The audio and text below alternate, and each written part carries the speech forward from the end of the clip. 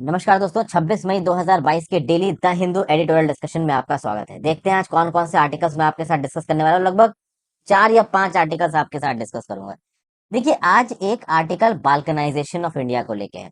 यहाँ पे जो पुलापरे बालाकृष्णन साहब हैं, ये बोल रहे हैं कि भाई देखिए, जब इंडिया आजाद हुआ था उस समय पे विंस्टन चर्चिल ने एक घोषणा की थी कि इंडिया बहुत लंबे समय तक यूनाइट नहीं रह पाएगा, क्योंकि इंग्लैंड वाले लोगों का ये मानना था। एक तो वैसे ही इंडिया पाकिस्तान हुआ था उस समय पे, ऊपर से इंडिया में इतने अलग अलग कल्चर, इतनी अलग अलग भाषाएं, तो इसके चलते अंग्रेजों को लगा कि इंडिया कभी भी as a combined country exist नहीं कर पाएगा। लेकिन हम आज तक ये एग्जिस्ट कर पाए हैं। लेकिन अब पुलापरे बालाकृष्ण साहब कह रहे हैं कि एक ऐसा प्रकार का सेंटिमेंट इंडिया के अंदर चल रहा है जो कि इंडिया का बाल्कनाइजेशन कर सकता है, इंडिया को अंदर से तोड़ सकता है, इंडिया को अंदर से कमजोर कर सकता है। यहाँ पे ज्ञान वापी मस्जिद केस की बात कर रहे हैं। पुलापरे बालाकृष्ण साहब कह रहे हैं कि देखिए, हम मानते हैं कि ज्ञान वापी मस्जिद एक समय पे काशी विश्वनाथ टेम्पल हुआ करता होगा, उसको औरंगजेब ने तोड़ दिया, फिर बाद में वहां पे मस्जिद बना दिया गया, अब लंबे समय से वहां पे मस्जिद है। तो क्या इंडिया के अंदर जो हिंदूज हैं वो एक बड़ा दिल नहीं रख सकते? ओवरऑल अब इस इशू को क्यों पॉइंट आउट करके इंडिया को अंदर से कमजोर कर रहे हैं? कुछ ऐसी प्रकार की पॉइंट पुलापरे बालाकृष्ण साहब कह रहे हैं। At the same point of time ये मुस्लिम्स को भी ये बोल रहे हैं कि भाई देखिए, ओवरऑल एक यूनाइटेड इंडिया में पीसफुली रहना सबके हित में है। यहाँ पे आपस में लड़के इंटरनल डिसेंशंस करके ज्यादा कुछ आपको मिलने वाला है नहीं। आप ओवरऑल देश को कमजोर कर दोगे, अपने आप को भी कमजोर कर लोगे।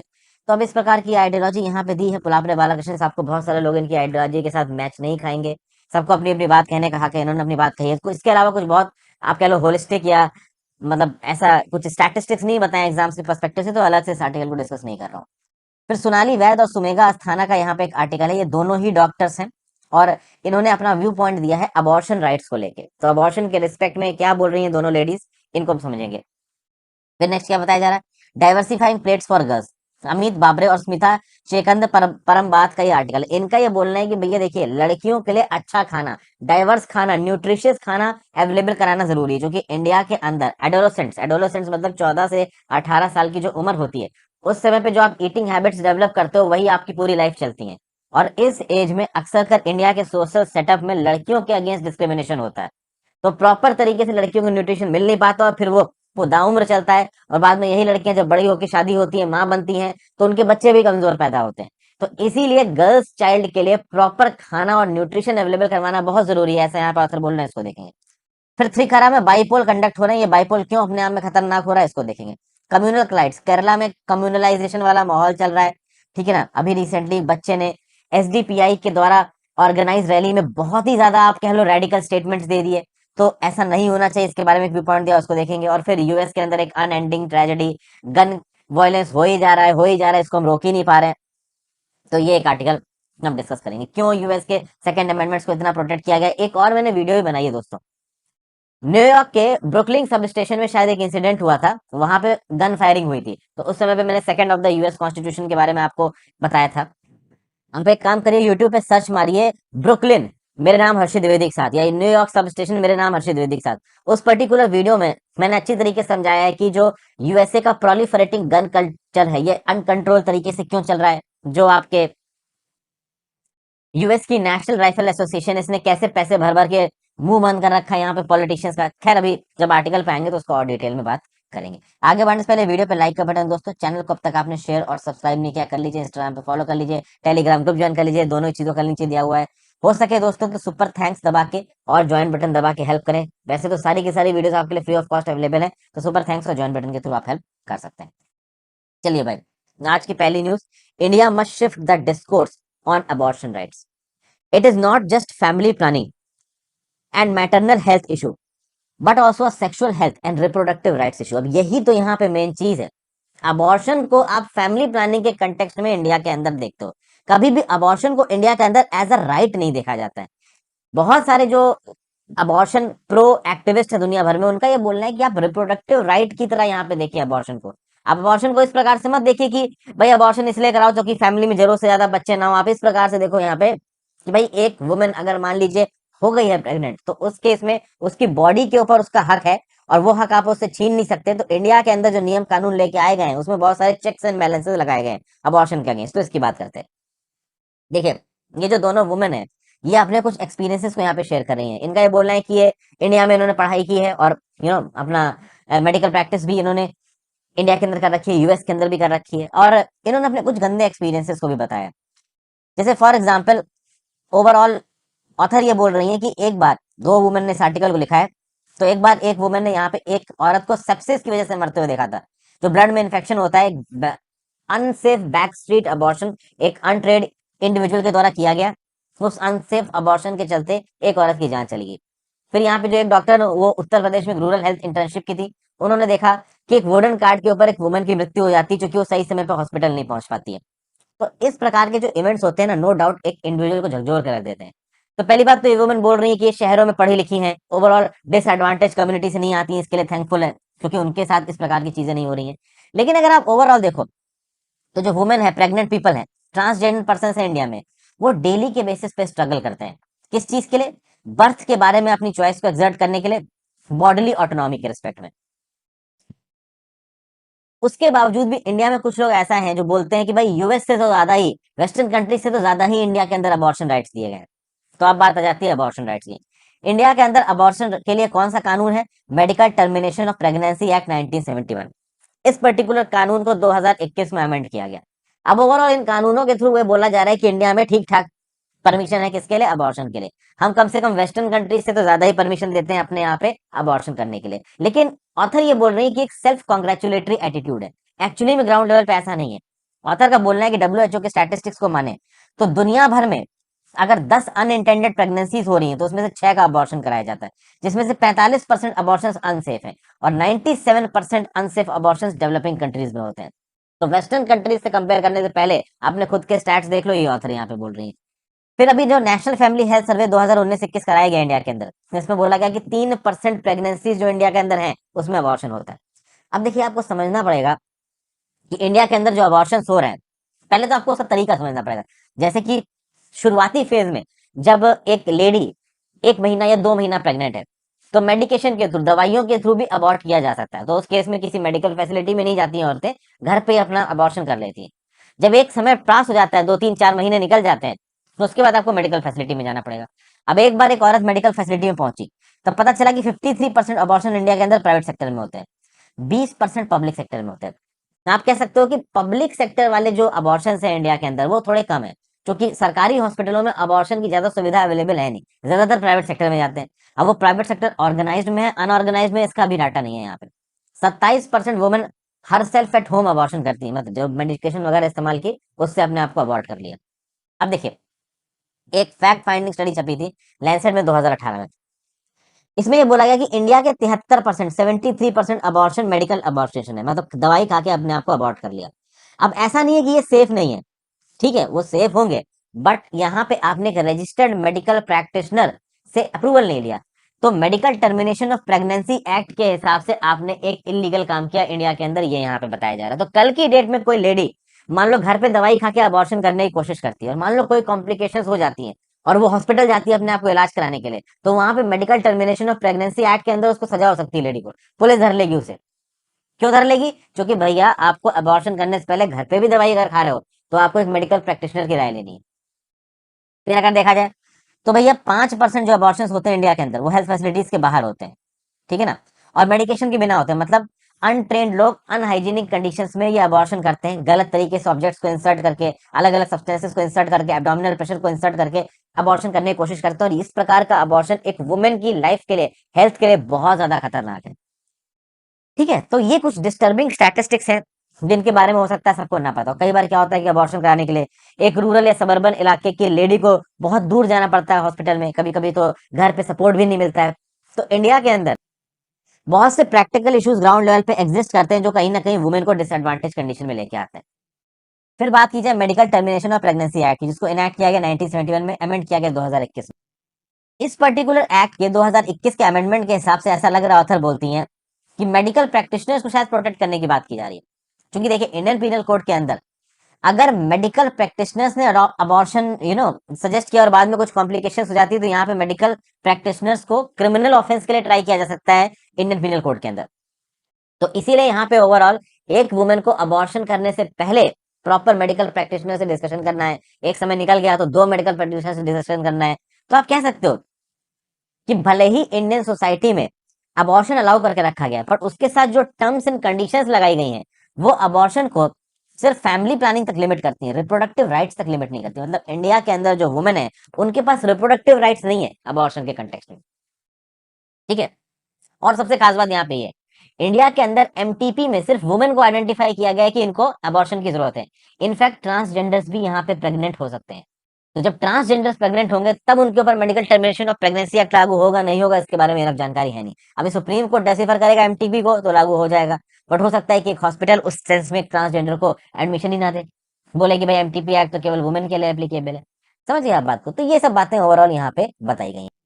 तो इंडिया के अंदर ऐसे बहुत से फैक्टर्स हैं जो कि ओवरऑल अबॉर्शन के चॉइसेस को लिमिट करते हैं।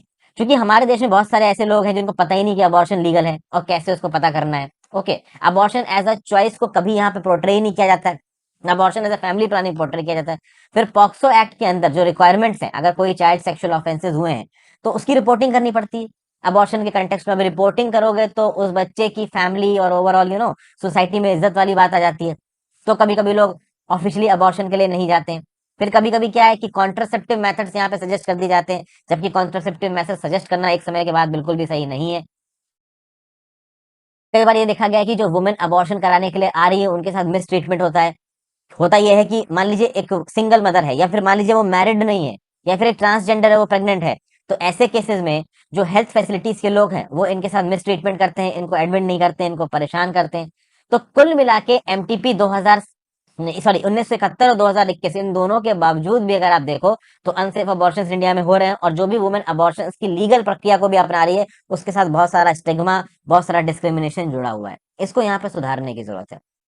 तो जो यूएस के ऊपर आप कह के कि भाई यूएस से ज्यादा इंडिया के अंदर अच्छे हैं, अबॉर्शन की मेथोडोलॉजी आसान है, इस प्रकार से कह के आप अपने आप को दिलासा दे रहे हो कि नहीं भाई हमारे यहाँ सब कुछ सही है, हमारे यहाँ कुछ भी गड़बड़ नहीं है। ये एक सही अप्रोच नहीं है अबॉर्शन को लेके। अबॉर्शन को सिर्फ फैमिली प्लानिंग की तरह नहीं, एक वुमेन रिप्रोडक्टिव राइट्स की तरह देखने की जरूरत है। अबॉर्शन के बारे में प्रॉपर अवेयरनेस फैलाने की जरूरत है। चाहे एक मैरिड वुमेन, चाहे एक अनमैरिड वुमेन अबॉर्शन कराने जा रही, चाहे एक ट्रांसजेंडर अबॉर्शन कराने जा रहा है, उस केस में भी ओवरऑल हेल्थ प्रोवाइडर्स को प्रॉपर तरीके से इनको टैकल करना चाहिए, डील करना चाहिए। यहाँ पे किसी भी आधार पर किसी भी प्रकार का सेग्रीगेशन करने की जरूरत नहीं है, डिस्क्रिमिनेशन करने की जरूरत नहीं है। और ओवरऑल अबॉर्शन को करने की जो प्रक्रिया है वो सिंप्लीफाई होनी चाहिए। किसी डॉक्टर से रेफरेंस लेना जरूरी नहीं है। डॉक्टर से सिर्फ इस बात के लिए रेफरेंस लेना चाहिए कि अबॉर्शन सेफ है, उस माँ की जान को खतरा तो नहीं होगा, बाकी हर केस में अबॉर्शन हो सकता है, ऐसा यहाँ बताया जा रहा है। मतलब कराया जाना चाहिए, हालांकि नियम कानून के हिसाब से ऐसा नहीं है। फिर अगली न्यूज है भाई, diversifying plates for girls, promoting dietary diversity is crucial during adolescence, especially among girls who face more physiological demand। देखिए अलग अलग स्टडीज ने बताया है कि भाई जो एडोलेसेंस होता है 14 से 18 साल का टाइम होता है एक इंडिविजुअल का, वो उसकी बॉडी के ग्रोथ का टाइम होता है। उस समय पे एक लड़का या लड़की उसकी बॉडी ग्रो कर रही होती है, न्यूट्रिशन और खाने के बेसिस पे उसकी बॉडी बन रही होती है। ऐसे समय पे अगर अच्छा खाना मिलेगा लड़के लड़कियों को तो ऑब्वियस बात है उनकी जो हेल्थ होगी वो अच्छी होगी, क्योंकि आप कह लो न्यूट्रिशनल डिमांडिंग फेज है लाइफ का। अब इस समय पे अगर आप देखो तो अगर प्रॉपर खाना नहीं मिला तो एनीमिया हो सकता है, आयरन की कमी हो सकती है। जो एडोलेसेंट गर्ल्स हैं उनमें आयरन की कमी होने के चांसेस थोड़े ज्यादा हैं। There susceptibility towards anaemia is 40%। Boys के कंपैरिजन में एडोलेसेंट गर्ल्स एनीमिया से ग्रस्त हो सकती हैं, इसके 40% चांसेस है। इसीलिए इस बात को इंश्योर करना कि एक एडोलेसेंट गर्ल प्रॉपर तरीके से न्यूट्रिशन पा पाई है बहुत जरूरी है। क्योंकि हमारे सोशल कंटेक्स्ट के चलते एक लड़के को खाने पीने पे ज्यादा ध्यान दिया जाता है, लड़की के खाने पीने पे ध्यान नहीं किया जाता है। वो लड़की जब बड़ी होकर माँ बनती है, अगर वो अंदर से कमजोर है तो फिर वो एक कमजोर बच्चा पैदा करेगी, जो कि एक इंटर जनरेशनल इम्पैक्ट आएगा। जो हमारी अगली जनरेशन पैदा हो रही है वो भी यहाँ पे कमजोर हो जाएगी। नेशनल फैमिली हेल्थ सर्वे जो हुआ 2019-21, जिसको आप एनएफएचएस 5 बोलते हो, इसने ये बताया कि एनएफएचएस 4 के कंपैरिजन में इंडिया में एनएफएचएस 5 में जो एनीमिया है एडोलेसेंट गर्ल्स में वो 5% बढ़ चुका। फिर भाई एक कॉम्प्रिहेंसिव नेशनल न्यूट्रिशन सर्वे कराई गई 2019 में, जिसने बताया था कि पैंडेमिक से पहले ही एडोलेसेंट्स अलग अलग प्रकार का खाना खाएं इसके चांसेस कम है। क्या हुआ कि देखिए हमारे देश में गरीबी है, भुखमरी है, सोशली डिसएडवांटेज लोग हैं। इन सोशली डिसएडवांटेज लोग में एक ही सेटिंग में लड़का लड़की में लड़की ज्यादा डिसएडवांटेज हो जाती है। तो नेशनल न्यूट्रिशन सर्वे 2019 जो कि कोविड से पहले करवाया गया था, उसी समय पे पता चल रहा था कि हमारे एडोलेसेंट्स के पास जो न्यूट्रिशन की अवेलेबिलिटी है वो कम है। और जब से पैंडेमिक आया उसके बाद से तो डाइवेटरी डाइवर्सिटी और कम हो गई। वुमेन एडोलेसेंट्स और चिल्ड्रन के पास जो खाने की अवेलेबिलिटी थी, न्यूट्रिशन खाने की अवेलेबिलिटी, वो और कम हो गई। एक स्टडी कंडक्ट करवाई गई Tata Cornell institute of agriculture and nutrition के द्वारा, जिसने बताया कि एक वुमेन की डाइटरी डाइवर्सिटी कोविड लॉकडाउन के समय पे 42% डिक्लाइन कर गई, क्योंकि वो कम फ्रूट्स खा रही थी, वेजिटेबल्स खा रही थी, एग्स खा रही थी। Okay, mid day meals scheme बंद हो गए, मिड डे मील्स बंद हो गए लॉकडाउन के समय पे। वीकली आयरन फॉलिक एसिड का जो सप्लीमेंटेशन है वो इंटरप्ट हो गया यहाँ पे। एडोलोसेंट गर्ल्स की न्यूट्रिशनल एजुकेशन यहाँ पे इंटरप्ट हो गई, ना स्कूल जा रही तो मिड डे मील का खाना नहीं मिल रहा, घर के अंदर बंद है, घर में भी लड़कियों को घर के काम में लगा दिया गया, बड़ी मुश्किल से तो स्कूल चल रहे थे, स्कूल भेज रहे थे माँ बाप, अब उनको लगा कि घर पे बैठो कुछ मत करो। तो न्यूट्रिशनल डेफिशिएंसी आ जाती है एक लड़की के एडोलेसेंट एज में, तो उससे जो उसकी बॉडी है उसको प्रॉपर न्यूट्रिएंट्स मिल नहीं पाते, उसकी बॉडी प्रॉपर तरीके से ग्रो नहीं कर पाती, वो अंदर से कमजोर रह जाती है। ऐसा नहीं है कि लड़कियों के साथ ही ऐसा होता है, लड़कों के साथ भी होता है, बट हमारे सोशल कंटेक्स्ट में इंडिया में लड़कियां ज्यादा वल्नरेबल है। ठीक है भाई, तो भैया WIFS यानी कि weekly iron folic acid supplementation, ये तो यहाँ पे लड़कियों को मिलना ही चाहिए। साथ साथ सरकारी हेल्थ और न्यूट्रिशन पॉलिसी में फिजिकल एक्टिविटीज के ऊपर फोकस करना, डाइवर्स डाइट अवेलेबल करवाना लड़कियों को, जिसमें fruits, vegetables, millet, seasonal diet, seasonal fruits, ये सब हो, ये बहुत ज्यादा जरूरी है।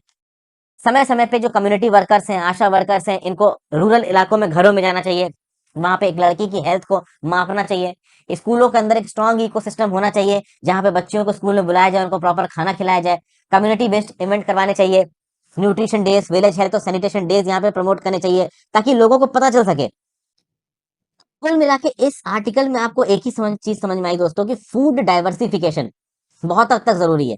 18 से 21 साल या उससे कम की जो लड़कियां हैं, देखिए 18 से 21 साल तो आप कह सकते हो एक लड़की एडोलेसेंस की एज पास कर गई, लेकिन जब वो एडोलेसेंट है, उसकी एजुकेशन पे ध्यान देने के साथ साथ उसकी हेल्थ और न्यूट्रिशन पे ध्यान देना जरूरी है। जब उसकी बॉडी फिट होगी, जब अंदर से वो स्ट्रांग होगी, तब वो अपने लिए ग्राउंड लेवल पे कुछ कर पाएगी। प्लस इसके बाद क्या कहा जा रहा है कि जो एडोलेसेंट न्यूट्रिशनल स्टेटस है, इसमें मल्टीपल माइक्रो न्यूट्रिएंट डेफिशिएंसीज को भी कभी कभी पॉइंट आउट किया गया है। तो लड़कियों के अंदर आयरन और फॉलिक एसिड के साथ साथ vitamin B12, vitamin D, zinc, इन सब की कमी तो नहीं है, इन सब चीजों को भी देखना जरूरी है। इसके लिए पोषण अभियान को मोबिलाइज करने की जरूरत है, जिसको आप कभी कभी मिशन पोषण 2.0 भी बोलते हो। तो इससे अंडर न्यूट्रिशन और एनीमिया की जो प्रॉब्लम्स है वुमेन्स में, गर्ल्स में, चिल्ड्रन में, इसको आइडेंटिफाई किया जाता है और ओवरऑल टैकल किया जाता है। तो ये सब बातें एडोलेसेंट गर्ल्स के रिस्पेक्ट में यहाँ पे बता रहा है ऑथर। नेक्स्ट आर्टिकल के चलते हैं। In Kerala all eyes are on Thrikkakara bypoll, leading fronts have pull all their stakes in the bypoll. तो देखिए, एर्नाकुलम डिस्ट्रिक्ट में थ्रीकारा असेंबली कॉन्स्टिट्यूएंसी है। 31 मई को आप कह सकते हो कि यहाँ पे बाइपोलिंग होने वाली है। अब इस सीट पे कोई जीते कोई ना जीते, इससे ज्यादा कोई फर्क पड़ता नहीं है, क्योंकि देखिए केरला के अंदर LDF की सरकार है, लेफ्ट डेमोक्रेटिक फ्रंट की सरकार है, CPIM की, जिसके लीडर है पिनराई विजयन साहब। और जो UDF है, कांग्रेस लेड, उसके पास कितनी सीटें हैं केरला के अंदर? तो 41। तो आप कह सकते हो कि 140 मेंबर्स में से 41 सीटें कांग्रेस के पास है, 99 सीटें किसके पास है? आपकी LDF के पास, यानी CPIM के पास, पिनराई विजयन साहब के पास। अब एक कॉन्स्टिट्यूएंसी सीट थ्रीकारा पे वोट होने वाले हैं। ये जो थ्रीकारा कॉन्स्टिट्यूएंसी सीट है, ये लंबे समय से किसके पास रही है? कांग्रेस के पास रही है। ठीक है, कांग्रेस के लेजिस्लेटर्स के पास यहाँ पे रही है। और जो यहाँ पे पहले लेजिस्लेटर थे कांग्रेस के, PT थॉमस साहब, इनकी मृत्यु के बाद जो इनकी वाइफ है उमा, इनको यहाँ पे एज अ कैंडिडेट अपॉइंट किया गया इस पर्टिकुलर सीट। तो कांग्रेस किसी भी हाथ में सीट जीतना चाहती है। क्यों? क्योंकि देखिए केरला पहले कांग्रेस का एक बैस्टियन रहा था, अभी के लिए UDF की सरकार गिरी हुई है, LDF आई हुई है। तो आगे आने वाले समय में कांग्रेस केरला की पॉलिटिक्स में रेलिवेंट रह सके, इसके लिए जरूरी है कि जो कोर बेसिस हैं कांग्रेस के केरला के अंदर, वो सेफ गार्डेड रहे। अब ओवरऑल तो ये कांग्रेस की सीट रही थ्रीकारा, लेकिन ये LDF जो है, पिनराई विजयन साहब जो है, वो चाहते हैं कि वो किसी भी हाल में इस पर्टिकुलर सीट को जीत जाए, और खुद पिनराई विजयन साहब इस पर्टिकुलर कॉन्स्टिट्यूएंसी में कैंपेनिंग कर रहे हैं। तो अब जब 140 सीटों में 99 सीटें ऑलरेडी रूलिंग फ्रंट के पास है, तो उसके बाद रूलिंग फ्रंट इस पर्टिकुलर सीट के लिए इतना जोर क्यों मार रहा है? क्योंकि रूलिंग फ्रंट कहीं ना कहीं चाहता है कि केरला की पॉलिटिक्स में उनका दबदबा हो। ये पर्टिकुलर जो सीट है थ्रीकारा की, हमेशा से कांग्रेस की सीट रही है। अगर कांग्रेस की सीट को खींच पाते हैं यहाँ पे LDF वाले, तो उनके लिए बड़ी जीत होगी। और इसके लिए LDF ने यहाँ पे क्या किया है कि जो जोसेफ नाम के एक मेडिकल डॉक्टर है, उनको यहाँ पे टिकट दिया है इस पर्टिकुलर सीट से। ओके, एक और पॉलिटिकल एलिमेंट है इस पर्टिकुलर कॉन्स्टिट्यूएंसी का, जिसका नाम है 2020 पार्टी। मतलब LDF और UDF के साथ एक 2020 पार्टी भी है यहाँ पे, जो कि इलेक्शन लड़ती है, लेकिन इस बाई इलेक्शन में वो 2020 पार्टी पार्टिसिपेट नहीं कर रही है। पिछली बार उस 2020 पार्टी को 13,000 वोट मिले थे थ्रीकारा में। तो आप कह सकते हो छोटी मोटी पार्टी नहीं है। तो चूंकि वो पार्टी यहाँ पे लड़ नहीं रही है, तो LDF के जीतने के चांसेस थोड़े बढ़ गए। अब LDF यहाँ पे क्यों जीतना चाहता है? एक रीजन ये कि देखिए LDF एक प्रोजेक्ट चला रहा है केरला के अंदर, सिल्वर लाइन प्रोजेक्ट। अब ये silver line project long term में लॉजिस्टिक के रिस्पेक्ट में केरला के लिए एक बून हो सकता है, लेकिन अभी के लिए केरला के अंदर से इस प्रोजेक्ट के अगेंस्ट अपोजिशन निकल के आ रहा है। लोग कहीं ना कहीं नाराज हैं इस प्रोजेक्ट से, वो नहीं चाहते कि ग्राउंड लेवल पे केरला में इस प्रकार का कोई डेवलपमेंटल प्रोजेक्ट चलाया जाए। तो यहाँ पे पिनराई विजयन साहब की जो सरकार है वो ये टेस्ट करना चाहती है कि इस प्रकार के प्रोजेक्ट्स वो टैकल कर पाएंगे क्या। जो ग्रोथ ओरिएंटेड और डेवलपमेंट प्रोजेक्ट्स को इंप्लीमेंट करने वाली जो आइडियोलॉजी है पिनराई विजयन सरकार की, वो ग्राउंड लेवल पे चल रही है कि नहीं चल रही है। लोग कहीं नाराज तो नहीं है इनसे। तो सिल्वर लाइन प्रोजेक्ट को एक बूस्ट देने के लिए इंफ्रास्ट्रक्चर के आधार पर पॉलिटिकल एजेंडा फुलफिल हो रहा है कि नहीं हो रहा है, एक तो ये चेक करिए एलडीएफ। कांग्रेस के लिए यहाँ पे जरूरी है सीट को जीतना, क्योंकि ये ट्रेडिशनली कांग्रेस का बेस्टियन माना गया है। अपने बेस्टियन में अगर कांग्रेस एलडीएफ से हार जाती है तो ये कांग्रेस के लिए एक बैकफुट पे जाने वाली बात हो जाएगी। प्लस आम आदमी पार्टी भी यहाँ पे घुसने की कोशिश कर रही है, ठीक है ना। ओवरऑल आरएसएस भी और बीजेपी भी यहाँ पे एंट्री मारने की कोशिश कर रही है केरला की पॉलिटिक्स में। तो बेसिकली जो थ्री करा नाम की सीट है, ये थ्री करा नाम की सीट के लिए अभी एलडीएफ वर्सेस यूडीएफ चल रहा है। तो ये जो 2020 पार्टी है, इसका सुनने में आ रहा है कि ये आपके साथ कॉलिशन बना के ओवरऑल केरला की पॉलिटिक्स में वोट लड़ने की कोशिश करेगी। तो इस प्रकार की कुछ न्यूज है, पॉलिटिकल न्यूज है ये, लेकिन कभी कभी काम आ जाती है, तो डिस्कस कर लेते हैं हम लोग। फिर नेक्स्ट है communal clouds in Kerala, the Hindu editorial on hate slogans in SDPI rally. Recently क्या हुआ कि अल्पूजा 21 मई को social democratic party of India, जो कि आप कह सकते हो इस प्रकार की एक मुस्लिम पॉलिटिकल पार्टी है, इसने एक रैली कंडक्ट करवाई और उस रैली में एक बच्चे ने इतनी गंदा भाषण दिया, इतना कम्युनल भाषण दिया कि अपोजिशन को मार देंगे, हिंदुओं को मार देंगे, इस प्रकार की बातें यहाँ पे बोली। आप कह सकते हो हाईली मोटिवेटेड भाषण था वो, ठीक है। तो इस पर्टिकुलर भाषण के अगेंस्ट एसडीपीआई ने तो बोल दिया कि नहीं भाई हमारा इससे कोई लेना देना नहीं है। लेकिन इससे क्या पता चल रहा है, इससे ये पता चल रहा है कि कहीं ना कहीं केरला के अंदर कम्युनलाइजेशन बढ़ रहा है, धर्म के नाम पे जो हेट्रेड वाली भावना है वो बढ़ रही है। और केरला के अंदर राइवलरी भी हो रही। राष्ट्रीय स्वयंसेवक संघ के जो कैडर्स हैं वो अक्सर एसडीपीआई के साथ लड़ते हुए नजर आते हैं। अप्रैल में आप देखेंगे पलाकाड़ में एसडीपीआई वर्कर मर गया, एक आरएसएस वर्कर को मार दिया गया। दिसंबर 2021 में state secretary of the SDPI को मार दिया गया, एक भारतीय जनता पार्टी के ओबीसी मोर्चा के स्टेट सेक्रेटरी को यहाँ पे मार दिया गया। तो ओवरऑल पॉलिटिकल वर्कर्स यहाँ पे मर रहे हैं, लिटरली इस हद तक कम्युनल वायलेंस आग पकड़ रहा है केरला के अंदर। और ऐसा बताया जा रहा है कि मतलब ऑथर ऐसा बोल रहा है कि जो रिलीजियस कम्युनलाइजेशन की जो फीलिंग है ना, इसको एक्सट्रीमिस्ट यहाँ पे इस्तेमाल कर रहे हैं। देखिए ऑथर, देखिए मैं आपको सिंपल बता दूं यहाँ पे क्या कह रहा है। ऑथर ये बोल रहा है कि जो हिंदू मेजोरिटेरियन पॉलिटिक्स है, ये हिंदू मेजोरिटेरियन पॉलिटिक्स धर्म के नाम पे चीजों को सेग्रीगेट कर रही है, पॉलिटिशियन इसका फायदा उठा रहे हैं। इसके चलते जो मुस्लिम एक्सट्रीमिस्ट ऑर्गेनाइजेशन है उनको भी एक हवा मिल रही है, उनको भी एक आग मिल रही है कि वो पीछे से टॉक्सिक क्लाउड ऑफ कम्युनलिज्म को यहाँ पे सपोर्ट करें। तो धर्म के नाम पे जब लड़ाई होने लगती है ना, तो अलग अलग पॉलिटिकल पार्टीज धर्म को एज अ टूल इस्तेमाल करने लगते हैं। प्लस यहाँ पे केवल हिंदू मुस्लिम मुद्दा नहीं है, केरला के अंदर क्रिश्चियन वर्सेस मुस्लिम भी एक बहुत बड़ा मुद्दा है। अक्सर कर क्रिश्चियंस बोलते रहते हैं कि मुस्लिम्स को ज्यादा स्कॉलरशिप क्यों मिल रही है, मुस्लिम्स को ज्यादा रिप्रेजेंटेशन क्यों मिल रहा है केरला के पब्लिक कॉलेजेस में, पब्लिक जॉब्स। इस बात को भी लेके केरला में एक बहुत बड़ी बहस है। तो कम्युनलाइजेशन का सेंटिमेंट केरला में लगातार बढ़ता हुआ नजर आ रहा है, जिसको अरेस्ट करने की जरूरत है। और फाइनली चलते हैं on US school shootings, unending tragedy. इसके लिए जो मैंने ब्रुकलिन न्यूयॉर्क सबवे शूटिंग वाली वीडियो बनाई उसको जरूर देख लीजिए, मैंने बहुत इंपॉर्टेंट चीजें बताई। Second amendment of the Indian constitution क्या है, वहां पे गन लॉस, कौन कौन से इंसिडेंट हुए, पहले बता चुका हूँ। अभी रिसेंटली क्या हुआ कि एक 18 साल के लड़के ने बंदूक उठाई, ताबड़तोड़ गोलियां चलाई, 21 लोगों की जान चलेगी, 19 बच्चे चले गए, छोटे छोटे से बच्चे थे। अपनी ग्रैंड मां नानी को भी गोली मार दी और बाद में ये भी मर गया, पुलिस वालों को भी गोली चलाई।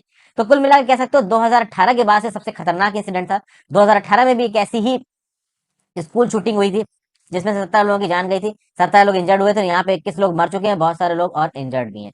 और आप देखोगे लगभग 10 दिन पहले ही बफेलो न्यूयॉर्क में भी सुपर मार्केट स्कोर में एक ऐसी शूटिंग हुई थी, और अब फिर एक और शूटिंग हो गई। 2022 में अकेले 26 स्कूल शूटिंग्स हो चुकी है। 2018 से लेकर अब तक 118 ऐसे एक्सीडेंट हो चुके हैं। मतलब लगातार ये जो गन वायलेंस अमेरिका के अंदर वो बढ़ता जा रहा है। और सबसे खास बात हाइपोक्रेसी देखिए दोस्तों, अमेरिका को सबसे एडवांस डेमोक्रेसी बोला जाता है दुनिया के अंदर, ठीक है ना, रूल ऑफ लॉ की बात करता है अमेरिका। और आप देखो क्या हो रहा है, इनकी गन लॉबी, इनका जो नेशनल राइफल एसोसिएशन है, वो कैपिटल हिल में जो पॉलिटिशियंस उनकी जेब भर के रखता है। और इस हद तक जेब भर के रखता है कि अमेरिका के पॉलिटिशियंस में इतना दम नहीं है कि सेकंड अमेंडमेंट हटा दें, ये गन लॉस को स्ट्रिक्ट कर दें, ये ओवरऑल गन के प्रोलिफरेशन को रोक दें। सेकंड अमेंडमेंट ये बोलता है अमेरिकन को कि आपके पास एक राइट है कि आप अपने पास बंदूक रख सकते हो। Right, as a matter of right आप गन रख सकते हो अपने पास। इंडिया में ऐसे कोई राइट्स नहीं। इंडिया में लोगों को बंदूक खरीदने के लिए क्या क्या टेस्ट पास करने होंगे, क्या क्या कंडीशंस फुलफिल करनी होगी, इसके लिए वो मेरी ब्रुकलिन न्यूयॉर्क सबवे स्टेशन वाली वीडियो देखिए, वहां पे उन्होंने डिटेल में आपको बता रखा है। अमेरिका के अंदर लगातार बहुत सारे प्रेसिडेंट्स ने गन लॉस को हटाने की कोशिश की। बैरक ओबामा की बात करो, देखो डोनाल्ड ट्रंप तो ऐसे थे जो गन लॉस को सपोर्ट कर रहे थे, लेकिन जो बाइडेन कहीं ना कहीं गन लॉस के अगेंस्ट बोलते हैं। डेमोक्रेट पार्टी फिर भी गन लॉज को हटाने की बात करती है, बट रिपब्लिकन जो कंजर्वेटिव तबके में आते हैं वो चाहते हैं कि भाई गन लॉज बने रहे, क्योंकि जो नेशनल राइफल एसोसिएशन और गन मैन्युफैक्चरिंग इंडस्ट्री तो पॉलिटिशियन की जेब भरती है। अमेरिका की सेवरल जनरेशन यहाँ पे अफेक्टेड रही हैं इन गन लॉज की वजह से, और गन लॉज अभी भी हटते नजर नहीं आ रहे। अभी भी जो गन लॉबी है अमेरिका की वो बहुत ज्यादा स्ट्रांग है, और इतने खतरनाक इंसिडेंट के बाद भी ऐसा लगता नहीं है कि गन लॉज हटने वाले हैं। तो एक ही चीज यहाँ पे हो सकती है, कांग्रेस के अंदर लॉ पास होकर सेकंड अमेंडमेंट हटा दो, उसके चांसेस बहुत कम है।